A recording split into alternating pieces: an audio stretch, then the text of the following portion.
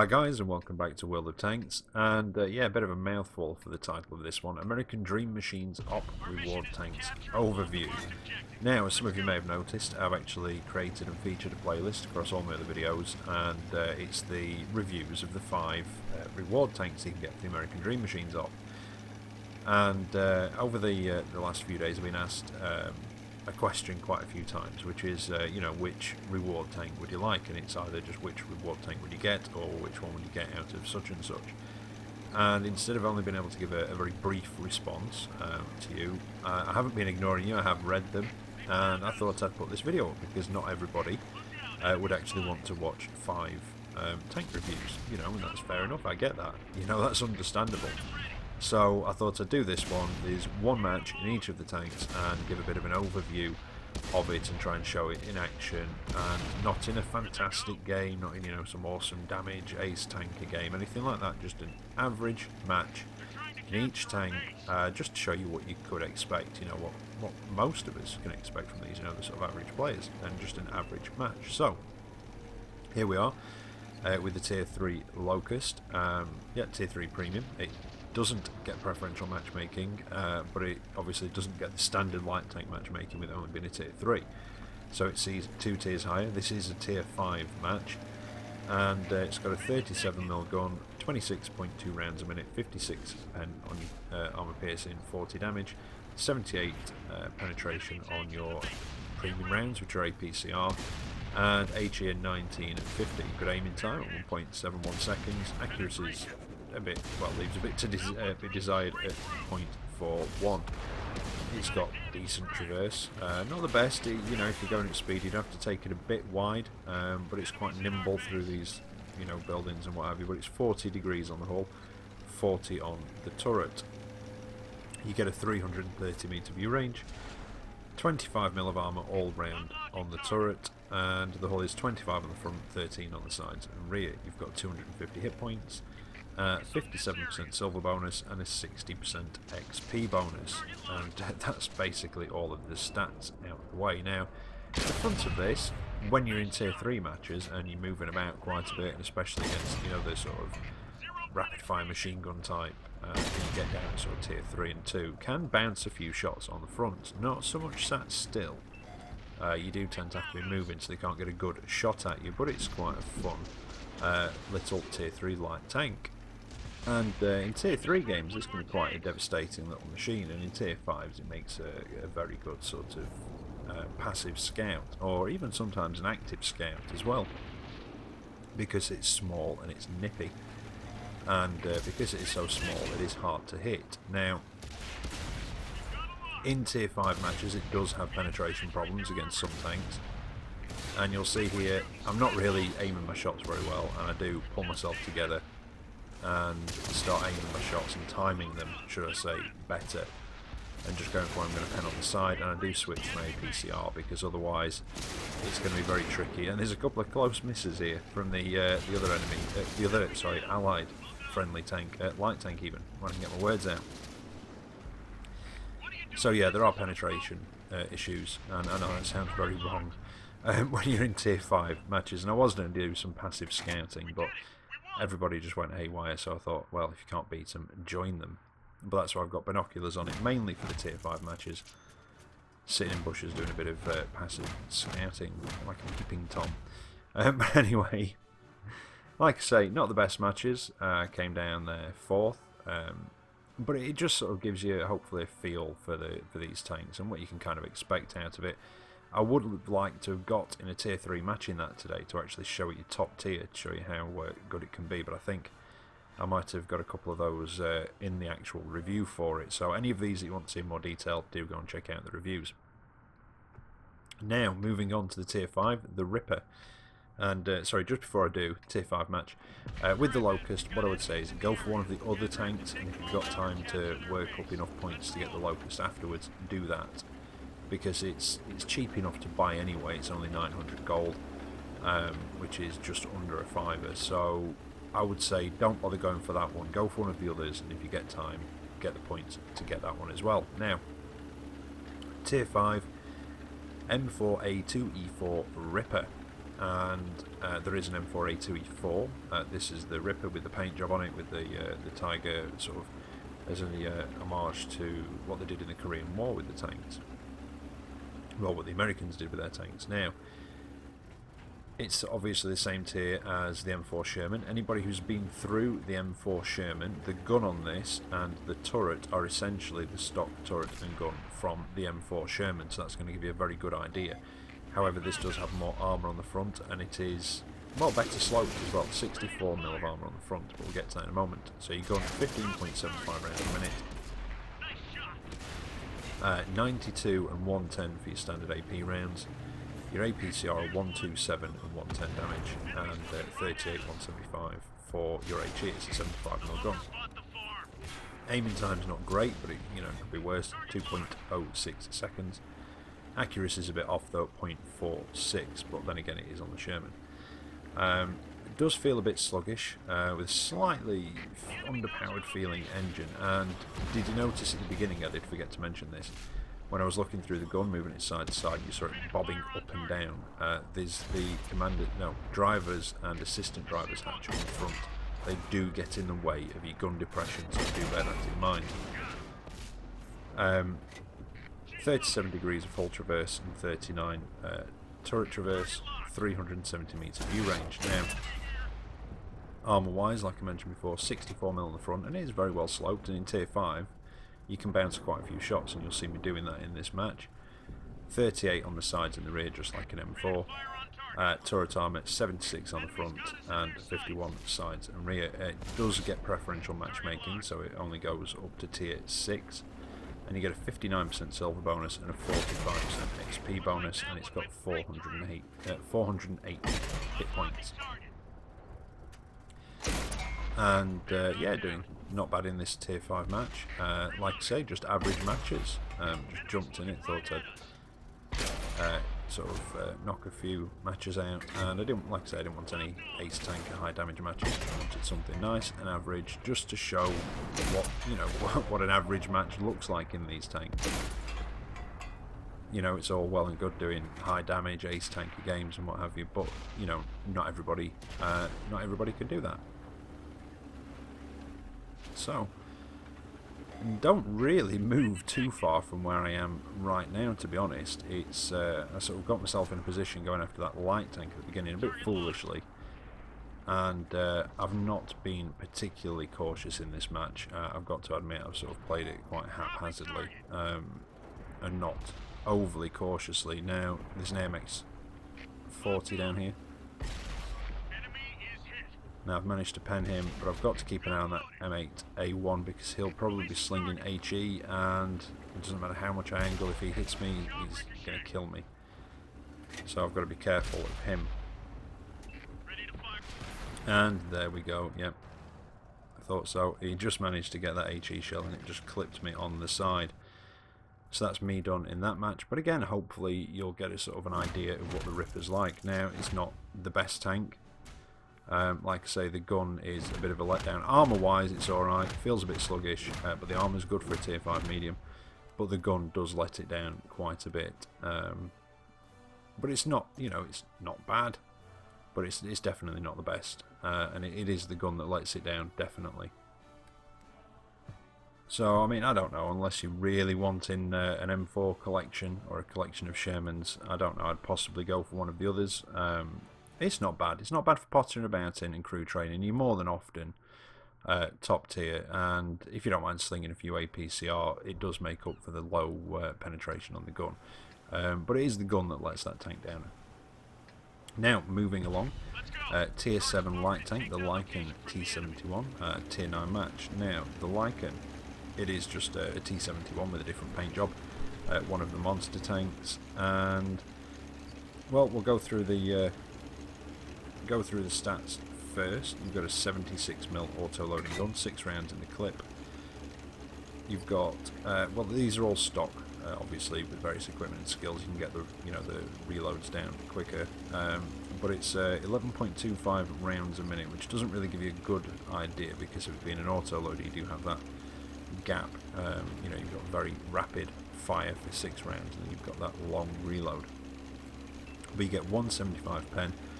150 damage, 210 on your premium rounds, again 150, and then 38, 185 on your HE. And this fires APCR as standard and has heat as premium, 2.1 second aiming time, 0.39 accuracy. Good hull traverse, 56 degrees a second, and your turret traverse is a bit slower though, so do bear that in mind. The turret can't keep up with the hull at times, and it's 42 degrees a second with a 400 meter view range. Now, armor wise, it's a light tank. You've got 25 on the front, 22 on the sides, 19 on the rear, 22 all round on the turret. 20% silver bonus and a 25% XP bonus, and standard matchmaking, so it sees up to tier 10, it being a tier 7 light. Now, as with most auto loaders with the, in fact, yeah, I'd say, well no, the auto loaders with the oscillating turrets, you don't have the best gun depression or gun elevation as well. That's just something you've got to get used to with them. Mobility wise, it's not bad. I don't think it's the fastest, well no, it's not the fastest tier 7 light tank, but it's still not bad. You know, it's quite a good fun light tank. I went through the T71 when it first came onto the PlayStation. I don't know if that was the same time it came onto the Xbox as well, I can't remember. But I went through it then, and I really enjoyed the T71, but it was a different shape back then. It was flat sides and flat back, none of the angling, and I think the front, it didn't have that pike nose, it was just a flat slope. So it has changed quite a bit since I first went through this, but I do like the T71. I think it's quite a nice, fun little light tank. And you know, it makes quite a decent, well, to be honest, it makes a good passive or active scout, and I am not sitting there tracked, so yeah, burn my repair kit to get my tracks back up. That was very, very lucky. But the thing with auto loaders, anybody who's been through the French ones, anything like that, it is the burst potential that is so appealing with them. Now, with this firing APCR as standard, you've got benefits and you've got drawbacks. Higher shell velocity, higher penetration than you would normally have if you had armor piercing rounds. However, the penetration does drop off quicker over range, and you do get decreased normalization against angled armor, which means that basically they're not quite as good as penning angled armor as armor piercing rounds would be. I think that's about it. I mean, I think it's a fairly good demonstration of the T71. It was quite a fun match to do, and I think it's quite a fun one to watch. And if you like your light tanks, you've not been through this one yet, I would say possibly this might be the one for you. I don't know really. I mean, the other tier 7 light tank, not premium, is the standard Bulldog that does get an auto loader, and that one is a faster tank as well. But yeah, I did enjoy the T71 myself. Not everybody does. Some people really don't like it. They just don't think it's quite fast enough. But yeah, it's you've just got to adapt for it and play it accordingly, really. But I did quite enjoy that one. And again, these are my personal preferences. You might look at that and think, no, that's not for me. That's fine. Everybody likes different tanks. But yeah, it's not a bad one. Not the best tier 7 light tank, I do have to say that, but it's definitely not the worst. And for a freebie, you could definitely do a lot worse. Well, kind of a freebie, you've still got to work for it. Did I say hit points? 840 hit points. Anyway, now next we have the M41B Brazilian Bulldog. This is a tier 8 version of the Bulldog. It is slightly different to the standard Bulldog, which I've not been through yet, but I'll try and highlight those differences for you. Now, first of all, obviously it's a tier 8. This is a tier 10 match. Now, it gets a 90mm gun, and this is basically the stock 90mm gun from the T49. And it does have some differences from your normal 90mm. Now, it gets a rate of fire of 9.52 rounds a minute. Accuracy is 2.3. No, sorry, accuracy is 0.38. Aiming time is 0.230. But the main difference is the type of ammunition it fires. It doesn't fire armor piercing, it fires HEP rounds, which are high explosive, high penetration, or high explosive penetrating rounds. So instead of your standard 90mm sort of 240 damage, you actually get 320 damage on your standard rounds. However, you only get 102 penetration, but don't forget this is a high explosive round. So in theory, it shouldn't bounce. Although I do, after this match, I did question that slightly. I'm not too sure. I think it possibly just got eaten by tracks. But yeah, so it's a high explosive round, 102 penetration, 320 damage. So if you can get around the back of something, especially the like tier 10 American heavies, you can fire one of these into the engine bay and just wreck the inside of that tank. But like I say, you do have to deal with that lower penetration, so front and side of things, it's a bit of a different story, but you will do a tiny bit of splash damage. But up at this tier, things are normally very heavily armoured, but anything thinly armoured you can make a mess of. You do have heat rounds for your premium ammunition, 250 penetration with 240 damage, and then standard high explosive rounds, 45 and 320. You've got a 510 horsepower engine. I can't remember if that's slightly smaller than a fully upgraded Bulldog. If not, I think it's the same, but this does get a slightly lessened power to weight ratio. Now I don't know what it is on a fully upgraded Bulldog, so I'm not going through it. But this one is slightly less, and that's down to it having, well, this 90mm, which is a heavier gun than a 76, and also it does have a slightly different armour profile. It's got slightly thicker armour on parts of it, which adds to the weight. Now it's standard hull traverse, it's hull traverse, it's 56 degrees a second, turret is 50 with a 400 metre view range, and you've got 975 hit points. Like I say, it sees up to tier 10, 40% silver bonus, 15% XP bonus. Your armour on this though, like I say, is slightly higher in places than it is on a standard Bulldog, hence the slightly less power to weight ratio. It's 35 on the front of the hull, 25 on the sides, 19 on the rear, and the turret is 35 on the front, 25 on the sides and rear. I think it's 25 on the front of a Bulldog for the turret and the hull, but I think the other figures are about the same. Now, I don't know what it is with this. Sometimes it just feels a bit sluggish just to get going. Just the first initial few kilometres an hour, it's almost like you're sort of, I don't know, stuck in mud and then it just takes off. I don't know if that's just me and I'm just blaming it, probably just me blaming the tank for something. But yeah, I don't want to colour this sort of review a little bit. I wasn't a fan of this tank, I really didn't like it. However, having been in it in this match, I actually quite enjoyed this, and I think what it was, when I bought the tank I was expecting something different.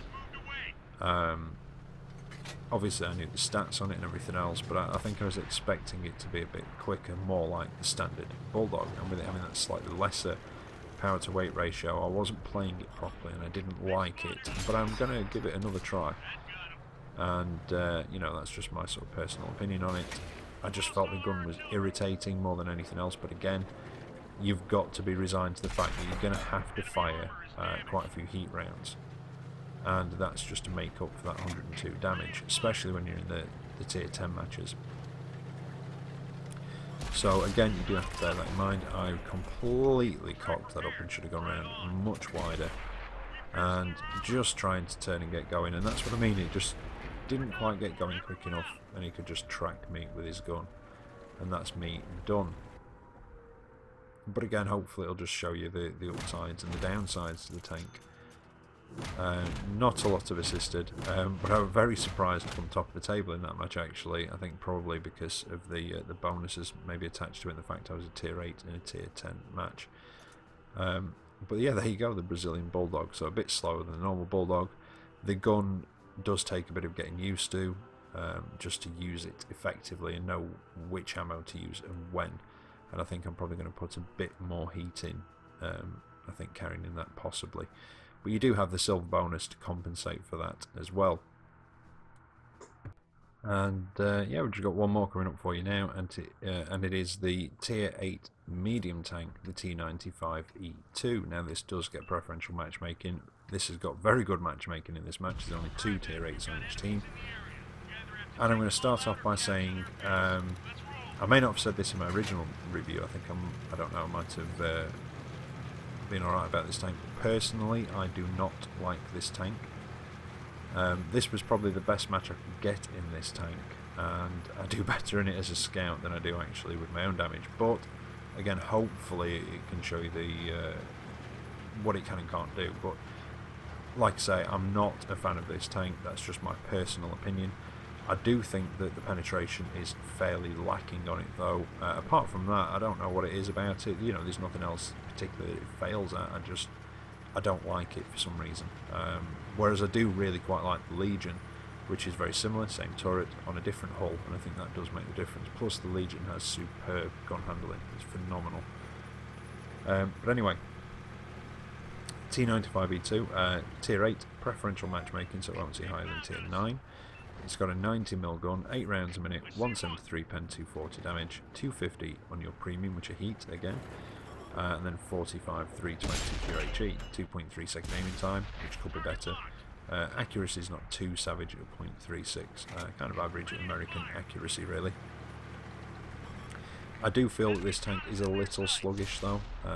It's not got a bad top speed, I just find it a bit sluggish on the uptake, and on the traverse as well. It's 36 degree hull traverse and 32 on the turret. It's got a 390 metre view range and a 560 horsepower engine, which does feel, like I say, just that a little bit underpowered. Only slightly though. But again, so does the Ripper, and you quite often get that with some of these premium tanks. They do have slightly underpowered engines, normally to compensate for some of the benefit that they do have. Now, essentially, it's the turret from the M48, I think it is, the Tier 10 American medium.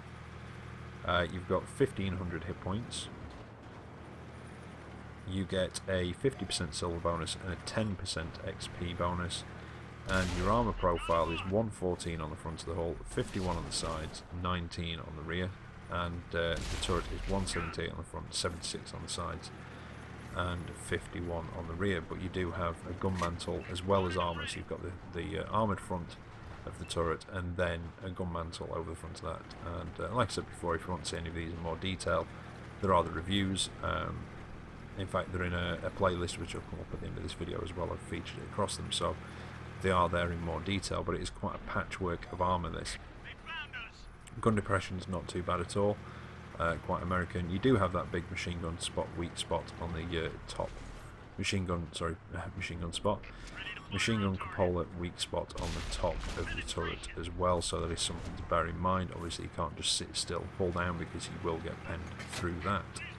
But again, anybody that's been in the Centennial, the M48 pattern itself, or the Legion, you'll be used to that sort of thing, so you'll know how to handle it.